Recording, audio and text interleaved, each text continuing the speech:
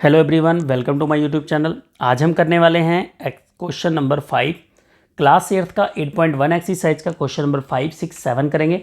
जैसा कि मैं पहले बता दूं आपको, प्रीवियस वीडियो में आपने क्वेश्चन नंबर 1, 2, 3, 4 देखा होगा। अगर आपने अभी तक नहीं देखा है तो उसको जाके देख लीजिए, इंट्रोडक्शन पार्ट जरूर देखिए ताकि आपको ये चैप्टर जो है एक ही वीडियो में समझ में आ जाए। तो चलिए क्वेश्चन देखते हैं। 5th क्वेश्चन क्या कहता है, classify the following polynomial as a monomials, binomials, trinomials and which polynomial do not fit in any these of 3 categories and why। ठीक है, आपको बताना है इसमें मोनोमियल्स कौन सा है। जो नीचे जितने भी क्वेश्चन में आपने अपने बुक में देखा होगा, टोटल आपको गिवन है इसमें 12 पार्ट्स।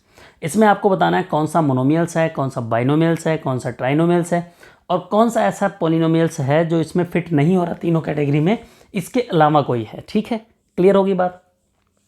तो चलिए देखते हैं। 3x इसमें एक सिंगल टर्म है, ठीक है, ये किसी के साथ कंबाइन नहीं हुआ, तो इसको जो अकेला होगा उसको बोलेंगे मोनोमियल्स। ठीक है, क्या बोलेंगे?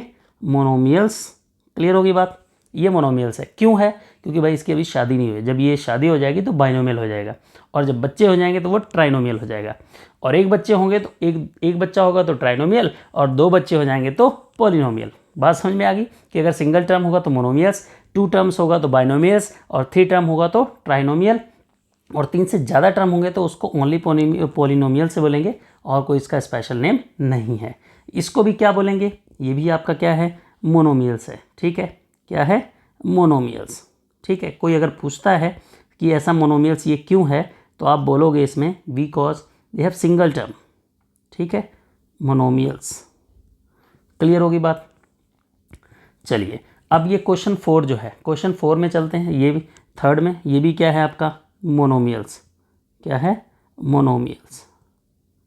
ओनली मोनोमियल्स लिखना और कुछ नहीं लिखना है।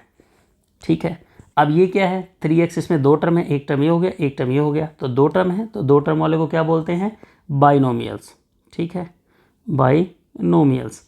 अब इसको अगर स्टेटमेंट में लिखना है कि कोई अगर ऐसा सोचे कि मैं इसके, देखिए ये 1 मार्क्स क्वेश्चन है। ठीक है, ओनली क्वेश्चन आना है, ऐसे दिया होगा 3x - 2y, ये बताओ मोनोमियल्स है। ठीक है, बाइनोमियल है, ट्राइनोमियल है, नन ऑफ दिस, तो आपने बता देना क्या है।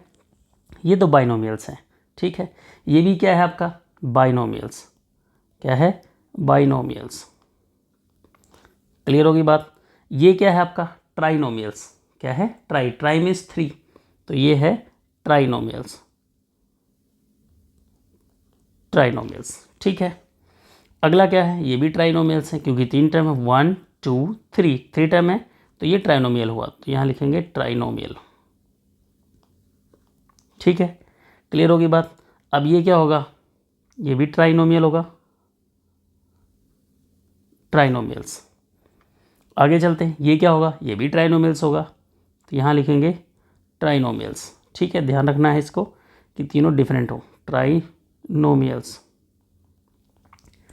क्लियर होगी बात। अभी मैं आपको एक लास्ट में क्वेश्चन पूछूंगा, उसका आंसर आपने देखना है, बताना है बाइनोमियल्स है कि ट्राइनोमियल्स है। ठीक है, ये हो गया क्वेश्चन नंबर 9। ये क्या है? ये भी आपका क्या है? मोनोमियल्स है। ठीक है, मोनोमियल्स। ये भी बहुत इजी है। इसके बाद ये क्या है? बाइनोमियल। क्या है? बाइनोमियल्स। ये भी बाइनोमियल्स हो गया। और ये क्या है? ये ट्राइनोमियल्स। ठीक है, क्लियर होगी बात।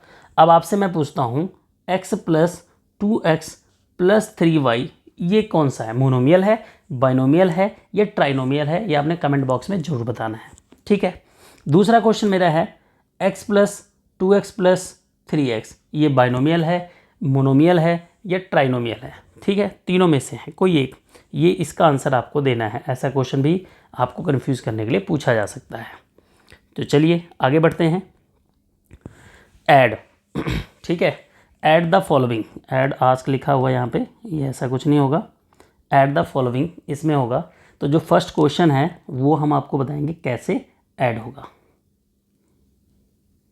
अब आपको ये ऐड करना है, ये हमारा 6 क्वेश्चन का फर्स्ट पार्ट है। ठीक है, इसको ऐड करना, ऐड करने के लिए 2 मेथड, एक रो मेथड, एक कॉलम। हमने यहाँ कॉलम मेथड सीखना है। कॉलम मेथड क्या होता है? बहुत ईजी होता है। कैसे? आइए देखते हैं। सबसे पहले आपने लिखना है AB, जो पहला जैसा है वैसे नोट कर लीजिए। जब ऐड करना है तो आपको पहले से कोई लेना देना नहीं है कि क्या लिखा हुआ है, आपने एस्टेज नोट कर दिया। ठीक है, अब सेकंड वाला जो है जिसको ऐड करना है, इसमें देखिए पहले क्या लिखा 4ABC, तो ये प्लस में है तो आप यहाँ लिखोगे प्लस 4ABC, यानी लाइक टर्म को उसके नीचे रखना है, दोनों का वेरिएबल्स मैच कर दो। अब हमें कैसे पता चलेगा ये लाइक टर्म है, इसमें भी ABC इसमें भी ABC, तो इसका मतलब ये लाइक टर्म है। क्या है? लाइक टर्म है। क्लियर होगी बात। अब -7A², तो यहाँ लिखेंगे -7A²B, उसके बाद लिखा हुआ है 2AB। ठीक है, और जो 3 है उसका कोई साथी बेचारा है नहीं, तो आपने इसको सबसे लास्ट में लिख देना है, और इनको करना है प्लस, तो आगे लगाएंगे प्लस। ठीक है, अब ये 2AB एंड ये 1AB, ये कितना होगा आपका 3AB। यहाँ कोई कैरी लेने वाला हिसाब किताब नहीं है। यहाँ पे आपको लिखा हुआ है +A²B -7A²B, तो ये देखिए आपस में सब्ट्रैक्ट होंगे, अपोजिट साइन है, तो इसमें बड़ा कौन है? ये 1 है और ये -7 है। ठीक है, ये मैं 1 समझाने के लिए लगा रहा हूँ। तो ये हो जाएगा -6 और उसके बाद A²B। यहाँ पे ये 3AB है, यानी -3 + 4 कितना आएगा आपका? ओनली 1, तो यहाँ पे लिखेंगे ओनली 1ABC, तो 1 लिखना नहीं है, इसको ऐसे लिख देते हैं, और प्लस ये आ जाएगा 3। क्लियर होगी बात। ठीक है, अगर एक क्वेश्चन में क्लियर नहीं होता तो दूसरे क्वेश्चन को फोकस कीजिए। ठीक है, अब आपके ये सेकंड क्वेश्चन है। ठीक है, 6 क्वेश्चन का ये सेकंड पार्ट है, टोटल 6 पार्ट है, इसको भी ऐड करना है। तो फर्स्ट ऑफ ऑल आपने लिखना है x + y + 3z - 2xyz, ये लिख लिया। अब आपने देखना है इसका -2x है, तो -2x इसके नीचे आएगा, यहाँ पे लिखेंगे, प्लस 3y है, प्लस 4z है, -8। ठीक है, अब यहाँ पे करना है इसको प्लस, तो ये -2x है और ये 1x है, तो ये टोटल आएगा आपका -x। ठीक है, इन केस किसी को भी प्रॉब्लम होती है कि कैसे क्या आएगा, तो आप यहाँ पे ऐसे लिख लिया करो x - 2x, इस फॉर्म लिख लिया तो आपको भी पता चल जाएगा कि -x आंसर आएगा। ठीक है, रो में लिख लिया करो, कॉलम में नहीं। अब ये 1y है और ये 3y, तो टोटल ऐड हो गया कितना होगा 4y, 3 एंड ये 7z हो जाएगा, और ये -2xyz, और ये आपका -8 एस्टीज आ जाएगा। ये आपका आंसर हो गया। ठीक है, क्लियर होगी बात। अब हमने इसको ऐड करना है। ठीक है, यहाँ पे पहले देखिए कितने टर्म गिवन है, कितनी चीज़ों को ऐड करना है। तो सबसे पहले लिखा हुआ है x² - y²। ठीक है, जैसे यहाँ पे लिया हो 32, 34, 36। ठीक है, तो हम पहले 32 लिखेंगे, 34 लिखेंगे, 36, देन इसको ऐड करेंगे। सेम कंडीशन इसमें अप्लाई होती है। अब यहाँ पे y² और z² को, तो y² - z²।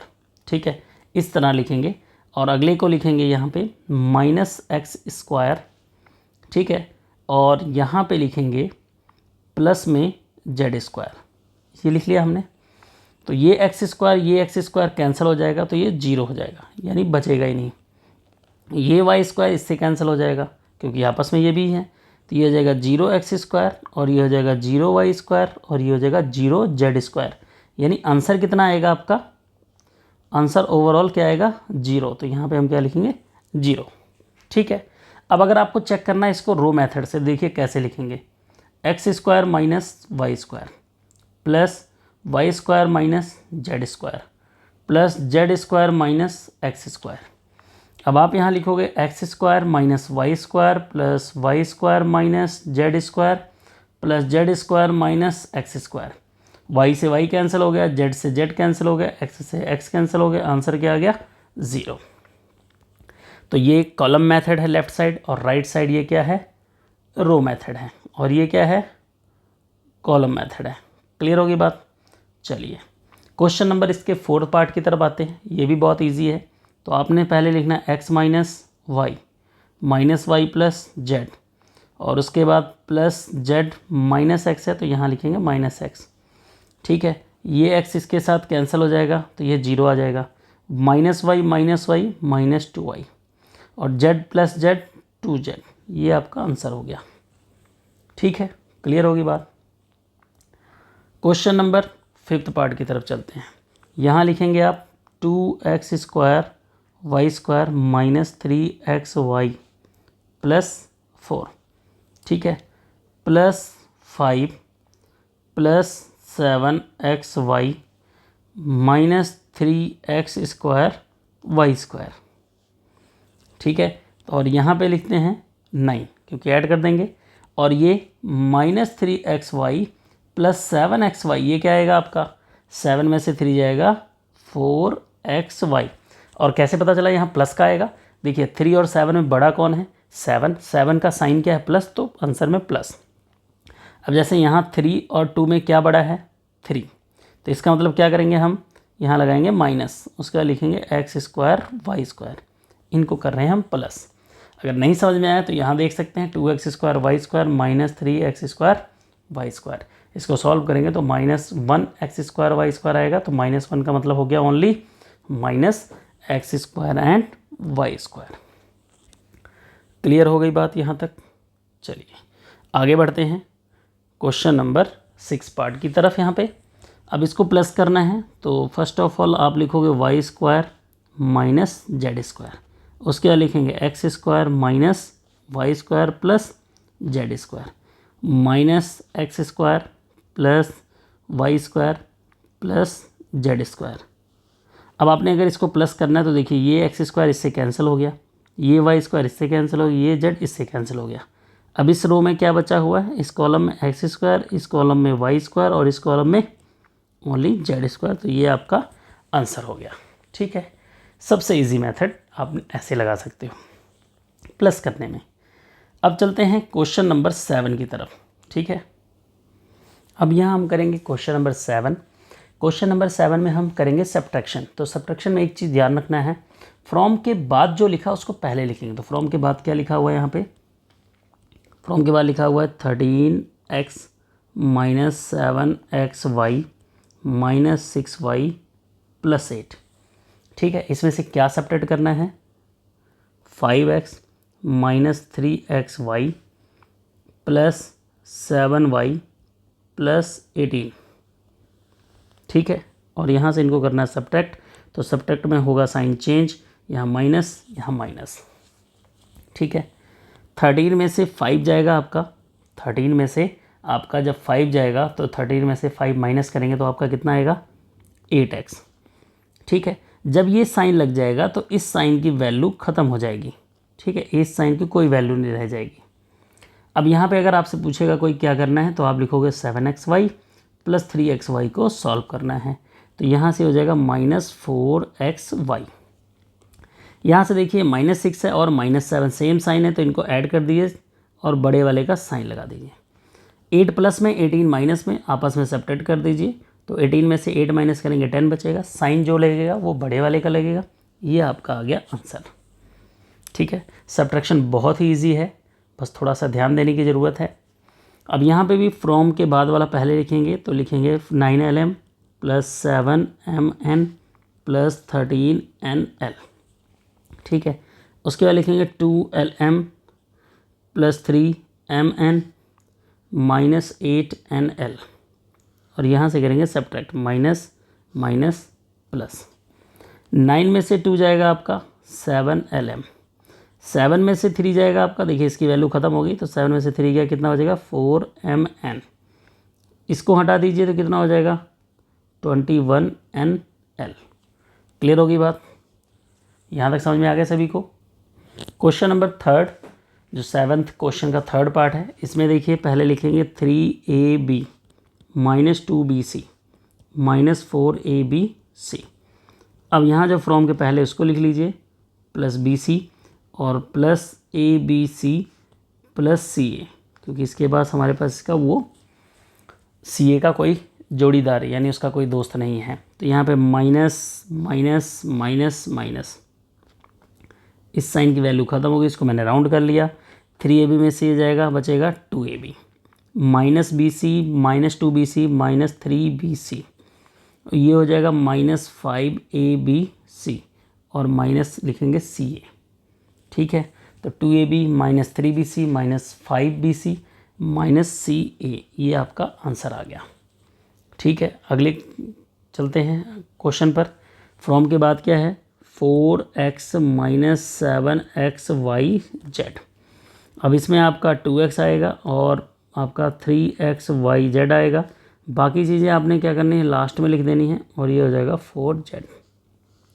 करना इनको सब्ट्रैक्ट है तो माइनस माइनस माइनस, जहाँ प्लस है वहाँ माइनस लगा दीजिए, तो जहाँ भी प्लस होगा वहाँ माइनस है। ठीक है, 2x के आगे कुछ नहीं लिखा तो ये प्लस है, इसलिए हमने यहाँ इसके नीचे माइनस लगा दिया। 4 में से 2 जाएगा, आपका बचेगा 2x। 7 और -3 दोनों सेम साइन है तो ये ऐड हो जाएंगे 10xyz -3y -4z। ये होगी बात क्लियर। ठीक है, क्लियर होगी बात। अब इसको क्वेश्चन में देखिए, आंसर में कई बार क्या होगा, 10xyz को पीछे लिखा होगा, तो इसमें कोई टेंशन लेने की बात नहीं है, आंसर सेम है और ये भी आंसर आपका राइट आंसर है। अब आ गया डेसिमल में। सबसे पहले आप लिखोगे 0.7x 0.8y -9xyz। उसके बाद लिखेंगे 0.3x plus 0.2y plus 2xyz। अब इसके बाद आपने लिखना माइनस माइनस माइनस, इसकी वैल्यू ख़त्म होगी। 7 में से 3 जाएगा, ये बचेगा 0.4x। क्या बचेगा, 0.4x। 8 में से 2 जाएगा, ये बचेगा आपका 0.6y। ये 9 to 11xyz, ये आपका आंसर हो जाएगा। ठीक है, क्लियर होगी बात। बहुत सिंपल सा है, कोई इतनी बड़ी बात नहीं है कि हाँ बहुत ऐसा कुछ सम है। यहाँ पे लिखेंगे 2ab, सबसे पहले इसको लिखा, -2bc इसको लिख लिया, प्लस 2cd -2abc। अब आपने यहाँ लिखना है ab, यहाँ लिखना है bc और यहाँ लिखना है cd और यहाँ लिखना है abc। अब आप करो इनको माइनस साइन करो चेंज, यहाँ प्लस यहाँ माइनस, इसकी वैल्यू ख़त्म। 2ab में से 1ab जाएगा, ओनली ab बचेगा, -2bc -bc, यहाँ लिखेंगे -3bc। उसके बाद 2cd एंड 1cd 3cd और -2ab -1ab -3abc 3abc। ये आपका आंसर हो गया। ठीक है, तो आई होप आपको समझ में आ गया होगा। क्वेश्चन नंबर ये 6, 7 के लास्ट पार्ट थे। तो नेक्स्ट वीडियो में हम करेंगे क्वेश्चन नंबर 8, 9, 10। ठीक है, तब तक के लिए बाय बाय और अपना ध्यान रखिए, मस्त रहिए, व्यस्त रहिए, पढ़ते रहिए, शेयर करते रहिए, लाइक करते रहिए, कमेंट बॉक्स में सजेशन देते रहिए, ताकि आपके लिए हम और अच्छी वीडियो लेके आ सकें। तब तक के लिए बाय बाय।